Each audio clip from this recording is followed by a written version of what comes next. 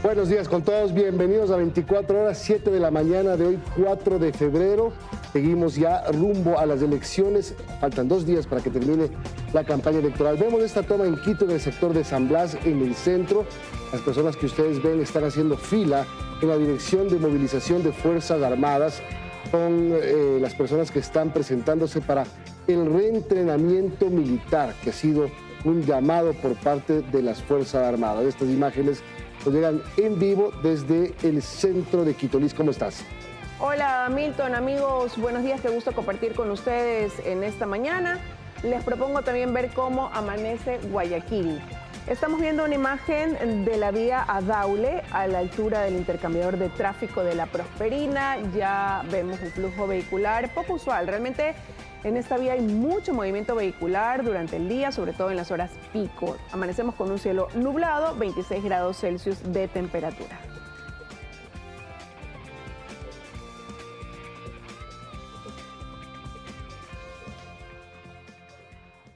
Bueno, estamos listos para informarles. Qué gusto, Liz. El gusto es mío, Milton, sí, y ya también para contarles quiénes nos van a acompañar en breve. Vamos a analizar la sentencia de la Corte Constitucional de ayer, que deja a muchas interrogantes. Las vamos a intentar aclarar con Juan Francisco Guerrero, abogado constitucionalista. También estará con nosotros Mónica Almeida, periodista independiente. Con ella conversaremos sobre el trabajo periodístico de investigación que devela que el 10%, 11% de candidatos a la Asamblea tienen denuncias penales, deudas pendientes con el Servicio de Rentas Internas, entre otras situaciones que llevan a cuestionar su participación en estas elecciones. Vamos a empezar con los decretos del presidente, la sentencia de la Corte Constitucional.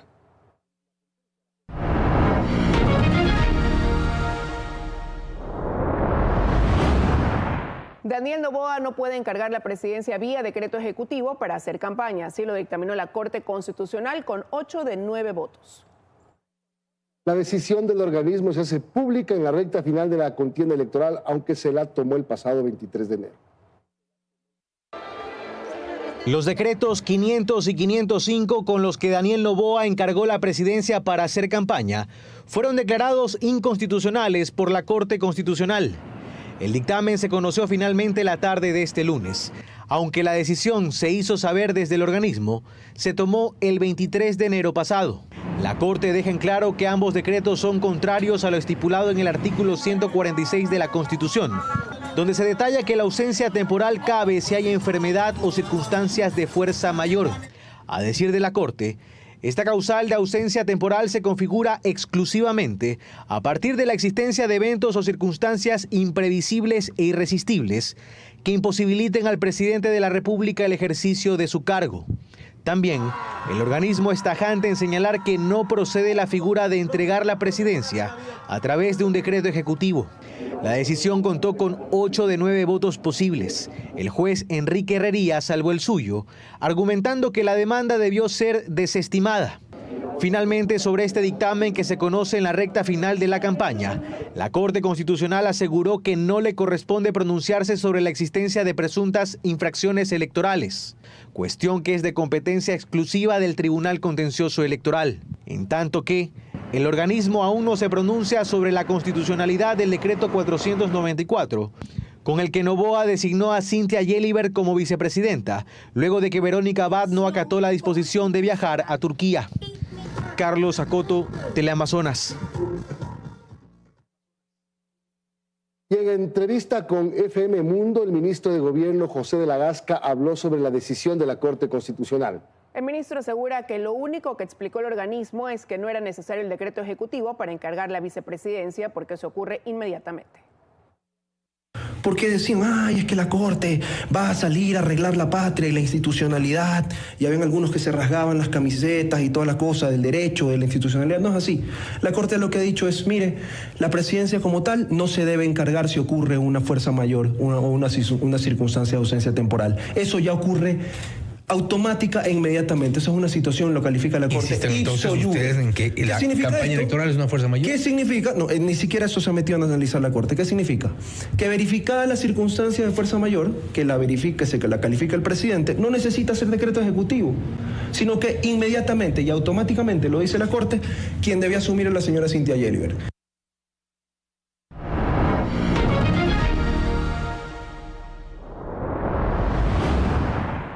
gobierno de Ecuador impone el 27% de aranceles a la importación de productos mexicanos. Así lo anunció el presidente Daniel Noboa. El mandatario dice que la intención es firmar un tratado de libre comercio con México. Fue con este texto expuesto en sus redes sociales que el presidente Daniel Noboa anunciaba el aumento de aranceles para productos mexicanos. El nuevo Ecuador siempre ha estado abierto a la integración comercial, pero no cuando hay abusos. Así empezó el reglón de esta publicación. Más abajo detallaba: vamos a aplicar un arancel del 27% a los productos que importamos de México, resaltando que la decisión se toma con el objetivo de promover nuestra industria y que exista un trato justo a nuestros productores. Ecuador de México importa bienes de consumo, así como materias primas y bienes de capitales para los sectores industriales y agrícolas, y una pequeña cantidad de combustibles y lubricantes, mientras que las exportaciones de productos no petroleros enviados al país azteca están compuestas en su mayoría por productos primarios como aceites vegetales en cantidades menores, enlatados de pescado y elaborados de cacao, siendo este último ítem el producto principal más exportado durante el 2024 a México, por lo que Claro Blasio, gerente general de Interagri, teme por represalias contra un sector que el país azteca ya había presentado restricciones. Fue algo muy momentáneo, sin embargo, hasta el momento, pues pese a que la noticia es nueva, no sabemos si que más adelante puedan haber algún tipo de represalia vía técnica. Actualmente, de las 471.000 toneladas exportadas, del equivalente de cacao en grano, tan solo un 7% va a México. Tal vez ese impacto sea menor dentro de lo que es el sector cacao. Sin embargo, existen ciertas compañías que sí tienen su mayor cantidad de destino hacia México. Y aquí los peligros de mezclar la política con el comercio, advierte el economista Alberto Acosta Burneo. Lo que sucede es que se destruye competitividad. Suben los precios internamente, los ciudadanos pagan más caro y la producción se vuelve menos competitiva. De ahí que, a criterio de Acosta Burneo, el gobierno tendrá que declinar su postura para no afectar al país, cuya diversificación de mercado es limitado. Astrix Ingrid, Teleamazonas. La Unión Europea se prepara para posibles represalias tras amenazas del presidente de los Estados Unidos, Donald Trump. El bloque confirmó que responderán con firmeza si es atacada comercialmente. Las amenazas arancelarias del presidente de Estados Unidos, Donald Trump, dominó la cumbre de líderes de la Unión Europea en Bruselas, Bélgica. Trump advirtió que Europa podría ser el siguiente objetivo de las tarifas. Ante las amenazas, el presidente francés Emmanuel Macron afirmó que Europa debe responder con firmeza si es atacada comercialmente. Y si nos atacan en cuestiones comerciales, Europa, como potencia que se mantiene firme, tendrá que hacerse respetar y por tanto reaccionar. Ahora bien, se trata de un plan de acción, pero de hecho, ¿cómo hacerlo? Decidiéndolo. El mandatario estadounidense aseguró que el bloque europeo está fuera de lugar en términos comerciales y que su administración tomará medidas para corregir el desbalance. Por su parte, el secretario general de la OTAN aseguró que las tensiones comerciales no afectarán la seguridad de la alianza. Siempre hay problemas, a veces mayores, a veces menores, pero estoy absolutamente convencido de que no nos interpondremos con nuestra determinación colectiva de mantener fuerte nuestra disuasión. Estados Unidos y la Unión Europea mantienen la mayor relación comercial del mundo, con un comercio bilateral que superó los 1.5 billones de euros en 2023. Ahora, esta relación podría verse afectada. La Comisión Europea advirtió que responderá con firmeza en caso de que se concreten los aranceles. Está claro que como espacio económico fuerte podemos dar forma a nuestras propias cosas y también podemos responder a las políticas aduaneras con políticas aduaneras. Aunque destacaron la necesidad de reforzar la defensa del bloque sin entrar en una guerra comercial con Washington, el bloque europeo evalúa posibles represalias. Mateo Paredes, Teleamazonas. Estados Unidos suspendió por 30 días los aranceles del 25% a los productos provenientes de Canadá tras una segunda llamada entre Donald Trump y el primer ministro Justin Trudeau. Trudeau anunció que Canadá asumirá nuevos compromisos, incluyendo la designación de un SAR contra el fentanilo, la inclusión de carteles mexicanos en su lista de grupos terroristas y el lanzamiento de una fuerza conjunta con Estados Unidos para luchar contra el crimen organizado. Este domingo reciente, Ecuador y Canadá finalizaron las negociaciones para un acuerdo comercial. Así, los productos de Ecuador ingresarán a un mercado con más de 39.8 millones de consumidores con precios preferenciales. Tras varios meses, Ecuador concluyó la sexta ronda de negociación con Canadá para viabilizar la firma de un tratado de libre comercio bilateral. Según el Ministerio de Producción, esto facilita el acceso de productos ecuatorianos a un país con 39.8 millones de consumidores. Los productos, por lo tanto, tendrán arancel cero, la mayoría desde el inicio de vigencia del acuerdo comercial y otros en un periodo de tiempo que puede llegar hasta 10 años. El mercado canadiense es un mercado muy importante. Exportamos actualmente más de 200 productos. Con el acuerdo estaríamos hablando que se beneficiarían más de 2.500. De firmarse el acuerdo de libre comercio, Canadá sería el primer país norteamericano con el que mantendríamos este instrumento comercial y habría incremento en los ingresos por exportaciones. Exportamos alrededor de casi 300 millones de dólares, pero en un periodo de 3 años no me sorprendería estar duplicando las exportaciones actuales. Exportaciones podrían crecer a un ritmo de 180 millones en el corto y mediano plazo. Los sectores más beneficiados por el acuerdo serán el florícola, alimenticio, atunero, textil, autopartes, entre otros. Sin embargo, el acuerdo de libre comercio entre las dos naciones aún no está firmado. Puede estar entrando en vigencia en el segundo semestre de este año, finales del segundo semestre o a principios del próximo año. Primero, el Parlamento canadiense deberá ratificar los acuerdos llegados en las negociaciones, al igual que la Asamblea Nacional y la Corte Constitucional de Ecuador. María Gracia Chacón, Teleamazonas.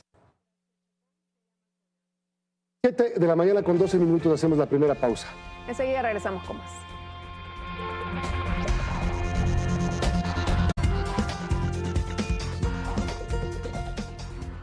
El cantante e imitador Alejandro Montes de Oca, que fue secuestrado el sábado anterior, fue liberado por personal de la UNACE esta madrugada. Vamos por los detalles al cuartel Modelo. Ahí está Ricardo Alciba. Ricardo, buenos días. Cuéntanos, por favor.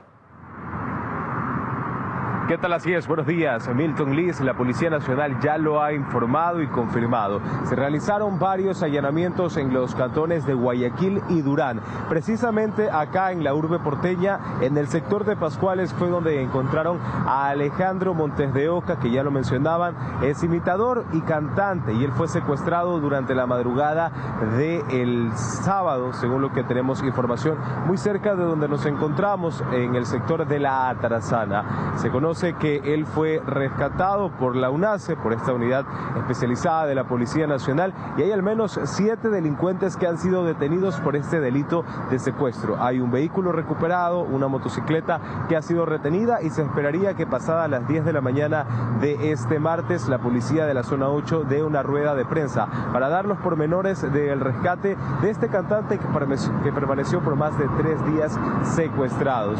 Recordemos también que a nivel nacional se reportan más de 72 casos de secuestro en lo que va del 2025. Ustedes tienen más información en estudio. Muy buenos días. Gracias, Ricardo. Ahora vamos con un hecho lamentable. En la tarde de ayer, sicarios asesinaron al jefe encargado de la Agencia de Tránsito de Durán, un influencer de redes sociales, Kelvin Jarama. Él fue atacado a tiros a pocos metros del ingreso a las oficinas de la comandancia. Con varios impactos de bala, la vida de Kelvin Jarama se apagó en el área de parqueo de las instalaciones de la Autoridad de Tránsito de Durán. Quien más se alarmó al saber que los sicarios ingresaron en un carro y al ubicarlo descargaron los disparos. Esto dejó conmovida a toda la gente que llegaba y salía de la entidad de tránsito. Un vehículo en el cual se habían bajado 2 sujetos y habían propinado varios tiros al señor, del encargado, diría yo, de la agencia, es el jefe subrogante de aquí de la Agencia de Tránsito. En medio de los disparos también resultó afectado otro funcionario, y este fue llevado a una casa de salud. Personal de inteligencia de la Policía Nacional llegó y logró cerrarle el paso a 2 sujetos, quienes grabaron con celulares el hecho de sangre. Porque aquí hay una guardia que se supone que tiene que verificar quién ingresa, quién sale, ¿no? Que tiene que ser específicamente agentes de tránsito. Entonces, en eso, como estamos aquí con el señor fiscal, él dispondrá, pues, si es que se la lleva a las ciudades para entrevistas o si ordena la aprehensión de los ciudadanos. Jarama, además de estar como jefe encargado de la entidad, mantenía cuentas activas en las redes sociales de TikTok y YouTube para difundir información de educación vial. Con todo esto, familiares y amigos piden que se investigue. Nadie entiende que los asesinos hayan ingresado sin el debido control por parte de la seguridad. Alex Vargas, Teleamazonas.